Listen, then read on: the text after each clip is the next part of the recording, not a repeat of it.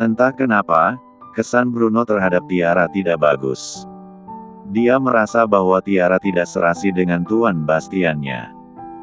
Jika saja wanita pada malam itu bukanlah Tiara, mana mungkin Bastian membiarkannya mondar-mandir di perusahaan.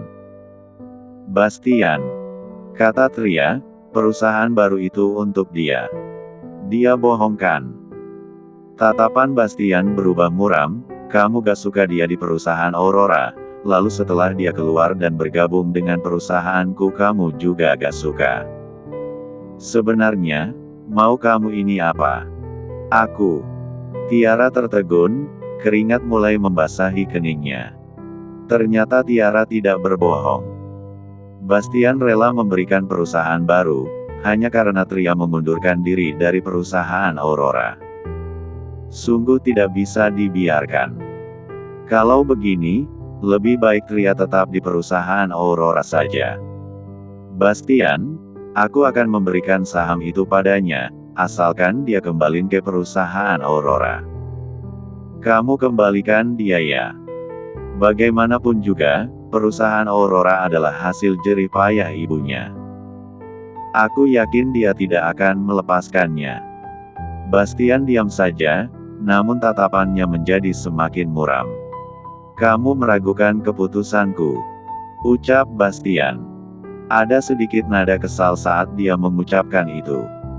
Sepertinya, kesabaran Bastian hampir habis. Tiara menjadi pucat. Aku gak bermaksud seperti itu. Kalau bukan, silahkan pulang dan urus perusahaan Aurora saja. Bastian menjawab dengan ekspresi datar. Tiara sangat geram, dia terpaksa meninggalkan kantor dengan sakit hati. Sungguh, dia pasti akan membalas Tria. Kenapa Tria kembali ke negara Valtania? Itu semua karena Bastian, seandainya wanita. Sialan itu gak ada, Bastian gak akan bersikap semakin dingin padaku. Tria, awas kamu. Dulu, apapun yang diinginkan Tiara, Bastian selalu memberikannya. Tapi sekarang, dia bahkan tidak setuju jika Tiara mengeluarkan Tria dari perusahaan itu. Dasar wanita jalang. Suatu hari Tiara pasti menghancurkannya. Agensi Majestic. Diego menggendong Clarissa masuk ke dalam perusahaan dan berbicara, kamu harus jaga sikap ya. Kalau tidak, sia-sia saja kerja keras ayah. Clarissa memeluk leher Diego dan menjawab dengan suara imut, ayah, kamu tenang saja ya. Aku tahu, apa yang harus aku lakukan. Sesampainya di studio Zidane, asisten Zidane bernama Maya terkejut. Tuan Diego. Apalagi melihat Diego datang bersama seorang anak perempuan yang begitu cantik, membuat Maya semakin terkejut lagi. Di mana kakakku? Tanya Diego sambil tersenyum. Clarissa memperhatikan ekspresi Diego dan Maya. Sepertinya ada yang aneh dengan mereka. Ataukah Maya dan Diego adalah sepasang kekasih? Diego lagi di ruangannya, emangnya ada masalah apa? Maya lalu menatap Clarissa, sangat imut sekali. Tiba-tiba ide jahil terlintas di pikiran Clarissa, ayah, ayo kita ketemu aktor tampan itu. Clarissa berucap dengan nada manja yang dibuat-buat. Diego terpelongo mendengar Clarissa memanggilnya ayah di depan Maya. Tak bisa dipungkiri, mereka memang memiliki hubungan. Sementara Maya, wajahnya berubah muram sambil menatap Diego dengan tajam. Tak ingin Maya menjadi kesal padanya, Diego lalu berdehem dan tersenyum kepada Maya. Begini, dia ini keponakanku. Dia memang sering memanggilku ayah. Maya masih menatap tajam Diego, lalu beralih menatap Clarissa, anak cantik, benarkah yang diucapkan paman buruk rupa ini? Clarissa hampir saja tertawa, buruk rupa. Sungguh, Maya sangat lucu. Clarissa pun tak ingin melanjutkan drama ini, jadi dia menjawab dengan nada manja. Bibi cantik, ayah Diego benar. Dia adalah ayah angkatku juga. Maya tersipu malu. Apakah dia terlalu curiga? Maya lalu berdeham dan bertanya, memangnya kenapa kalian kesini? Ah, begini, keponakanku ini baru saja dikontrak oleh agensi Majestic, untuk menjadi bintang cilik. Aku kesini ingin membawa mereka bertemu Kak Zidan. Ternyata dia, bintang cilik yang dikontrak oleh perusahaan agensi Majestic. Tentu saja. Maya telah mendengar kabar ini, dia lalu berjalan ke arah Clarissa yang baru saja diturunkan oleh Diego, dan mengusap kepalanya. Halo anak manis. Clarissa tersenyum. Halo bibi cantik. Menurutku, kamu terlalu cantik untuk si buruk rupa itu, ucap Clarissa sambil menunjuk Diego. Maya pun tertawa, ternyata kamu pandai bercanda ya. Maya sangat suka dengan Clarissa. Aku gak ngangka ternyata tuan buruk rupa punya keponakan secantik dan seimut ini. Lagi-lagi panggilan buruk rupa untuk Diego. Sementara Clarissa terus tertawa. Jadi ini bintang cilik baru perusahaan kita. Imut sekali. Aku gak ngangka aslinya lebih cantik daripada di foto. Pengen cubit gemes. Beberapa karyawan wanita mendekati mereka. Ada yang mencubit dan mengusap kepala mereka, pokoknya mereka sangat suka dengan anak kecil ini. Diego pun tersenyum. Dia tak menyangka, anak-anak Tria akan disukai banyak orang. Zidan keluar dari ruangannya, ada apa ini? Dia terkejut saat melihat Clarissa. Diego memberi isyarat kepada Clarissa, yang sedang bercanda dengan beberapa karyawan wanita. Diego dan Clarissa pun mendekati Zidan. Kak, keponakanku ini baru saja dikontrak oleh agensi Majestic. Jadi, aku bawa dia untuk mengunjungimu. Clarissa berjalan maju dan membungkuk, halo paman tampan. Setelah itu Clarissa pun berdiri tegak. Zidan terus menatap wajah Clarissa. Wajah ini seperti familiar. Beberapa saat kemudian, Zidan berjongkok lalu mengelus puncak kepala Clarissa. Hai anak manis, siapa namamu? Namaku Clarissa, sahut Clarissa dengan mengedipkan matanya. Zidan pun beralih menatap Diego. Sejak kapan kamu punya keponakan? Tanya Zidan. Dia ini anak sahabatku. Aku ayah angkatnya, jadi termasuk keponakanku. Balas Diego. Zidan berdiri, anak sahabatmu. Sambil mengernyitkan dahi. Iya, Diego tersenyum. Masuklah. Diego lalu mengajak Clarissa masuk ke dalam ruangan kerja Zidan. Saat ini, Zidan duduk di kursinya sambil terus menatap Clarissa. Dia pun bertanya dengan nada lembut, anak cantik, nama ayah kamu siapa? Clarissa menjawab dengan nada sedih dibejat buat, aku gak punya ayah, paman. Zidan tertegun. Diego menarik nafas lalu berkata, Kak, ibunya seorang single parent, gak mudah untuk besarin anak sendirian. Oleh karena itu, Clarissa menerima tawaran agensi Majestic. Dia ingin membantu ibunya mencari uang. Clarissa tertegun. Ternyata ayah angkatnya ini pandai sekali berakting, pantas saja jadi artis. Zidan menyeruput kopinya lalu tersenyum. Perjalanan di dunia hiburan sangatlah panjang. Apalagi dia ini masih kecil. Sekarang kamu membawanya bertemu denganku, kamu ingin agar aku bisa menjaganya. Clarissa terkejut, tak disangka aktor ini lebih pintar dari Diego. Sepertinya akan sulit untuk mengelabuinya. Diego tersenyum kaku, ya ketahuan. Zidan meletakkan cangkir kopi ke atas meja, semua ini ide mereka. Diego sangat terkejut mendengar ucapan Zidan. Kemudian terdengar Zidan bersuara lagi. Kita sudah tumbuh bersama dari kecil. Aku sangat memahamimu. Kamu tidak akan meminta bantuan orang lain, kecuali orang lain yang menyuruhmu. Apakah semua ini ide ibunya? Mendengar ibunya ikut terbawa, wajah Clarissa berubah muram.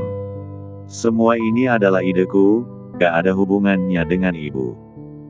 Ibu sudah melarangku masuk dunia hiburan, aku sendiri yang mau ke sini.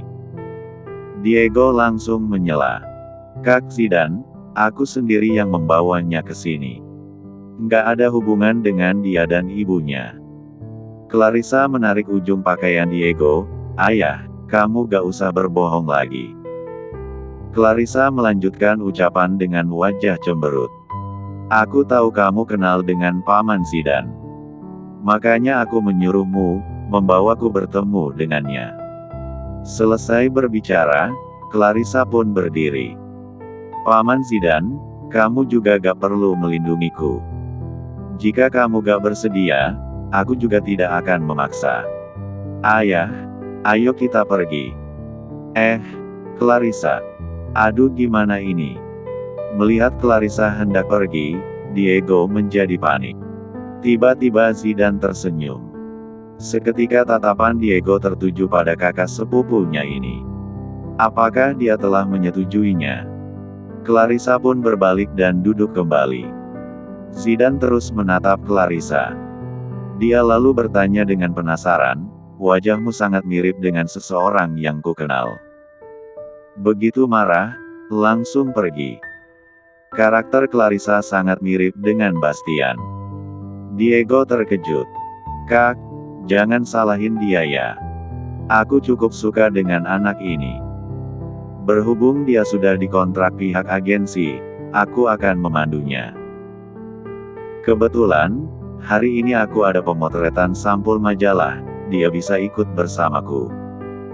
Di dalam ruangan manajer. Kamu mau bawa anak kecil ini untuk foto sampul majalah. Yang benar aja. Ucap Karin, selaku manajer Zidane. Dia sangat terkejut melihat Zidane datang bersama Clarissa. Apalagi saat Zidane mengatakan ingin mengajak Clarissa melakukan sesi foto. Zidane mengangguk, iya, aku lihat anak ini juga ikonik. Jika wajahnya terpampang di sampul majalah, aku rasa majalah akan semakin laris. Tapi, Karin menekan-nekan kepalanya yang terasa sakit. Tapi, bagaimana aku jelasinnya ke pihak majalah? Kamu tenang saja, serahkan semua padaku. Baiklah, Karin akhirnya mengalah. Dia kehabisan kata-kata. Zidane termasuk aktor senior dan aktor papan atas dalam dunia hiburan. Sementara Clarissa, hanya aktor cilik yang baru direkrut pihak agensi. Kedudukan Zidane di agensi Majestic bisa dikatakan paling atas. Jika dia bersedia memandu Clarissa, sepertinya para eksekutif perusahaan tidak akan keberatan. Hanya saja, bagaimana dengan tanggapan penggemar Zidane nanti? Dulu, Zidane juga pernah memandu anak baru. Namun, para penggemar tidak menyukainya. Apalagi Clarissa masih kecil, Karin berdoa semoga keputusan Zidane tidak berdampak buruk pada Clarissa. Keesokan harinya, ketika hasil pemotretan dan syuting sampul majalah diunggah ke media sosial, postingan itu menjadi viral. Bahkan menjadi berita hangat hari itu. Penonton video klip mencapai 500 juta orang dan telah dibagikan sebanyak 1 juta kali. Titut 1019 Zidane, nikah yuk. Putriwer, aku mau jadi istrimu, Zidane. Duel @Zidane Alexander biar aku saja yang jadi ibunya anak-anak. Zidane Lover, aku aja yang temenin kamu foto @Zidane Alexander. Row 587, aku juga mau foto bareng idolaku Higgs. Kolom komentar dipenuhi oleh penggemar Zidane. Ada yang memuji Zidane dan ada juga big kagum pada Clarissa. Penggemar Zidane sangat selektif dalam menjaga idola mereka. Seandainya hasil foto dan video itu tidak bagus, para penggemar Zidane mungkin akan menekan Clarissa agar tidak tampil lagi. Tak disangka, para penggemar Zidane sangat suka dengan Clarissa. Perusahaan Jaya Grace. Setelah Bruno melihat postingan itu, dia pun menoleh dan berkata kepada Bastian, "Tuan, foto Clarissa dan Zidane jadi viral." Bastian mengangkat kepalanya, "Coba kulihat." Bruno memberikan tablet kepada Bastian. Bastian mengerutkan dahi, kenapa Clarissa bisa bersama Zidane? Sepertinya Zidane mengajak Clarissa untuk foto sampul majalah. Balas Bruno. Bastian pun terdiam. Bukankah Zidane tidak mau memandu? Anak baru lagi. Kenapa sekarang bersedia memandu Clarissa? Bukankah dia juga sangat sibuk? Kenapa dia bisa berhubungan dengan Clarissa? Coba kamu cari tahu, bagaimana Clarissa bisa kenal sama Zidane. Perintah Bastian pada Bruno. Bruno mengangguk. Dia pergi ke sudut ruangan dan menelpon pihak agensi Majestic. Setelah berbicara, dia menoleh ke arah Zidane lalu berkata, "Dari Tuan Diego." Raut wajah Bastian langsung berubah muram. Bukankah Diego sahabat Tria? Ternyata dia juga mengenal anak itu. Diego adalah sahabat Nona Tria. Kalau diingat-ingat, sepertinya Nona Tria juga tinggal di kompleks Villa Green. Jangan-jangan dia kenal dengan anak itu.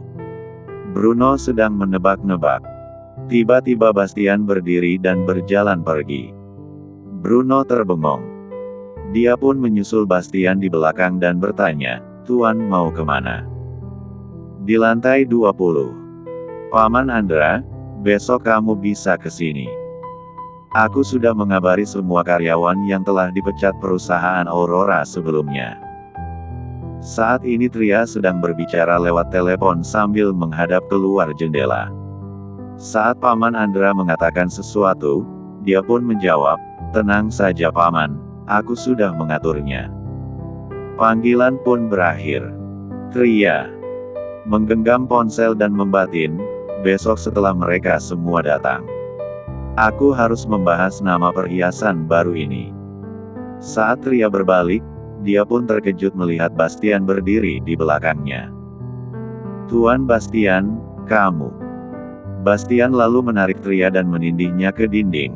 Tatapan dingin Bastian tertuju pada wajahnya. "Kamu pernah melahirkan?" Tria tercengang, "Aku pernah melahirkan atau tidak? Apa hubungannya denganmu?" Tria hendak pergi, namun Bastian menghalanginya. "Kamu pernah melahirkan atau tidak?" Raut wajah Tria berubah muram, kenapa tiba-tiba Bastian menanyakan hal ini? Jangan-jangan dia telah menemukan sesuatu. "Aku aja belum nikah, mana bisa punya anak. Kalau kamu pengen anak, ya sudah cari Tiara saja. Kalau gak ada kepentingan lagi, aku permisi." "Apa hubunganmu dengan Clarissa?" tanya Bastian, tatapannya masih sama seperti tadi. Seluruh tubuh Tria tiba-tiba merinding. Kenapa Bastian bisa kenal dengan Clarissa? Bastian mendekatkan wajahnya pada Tria, "Jawab aku."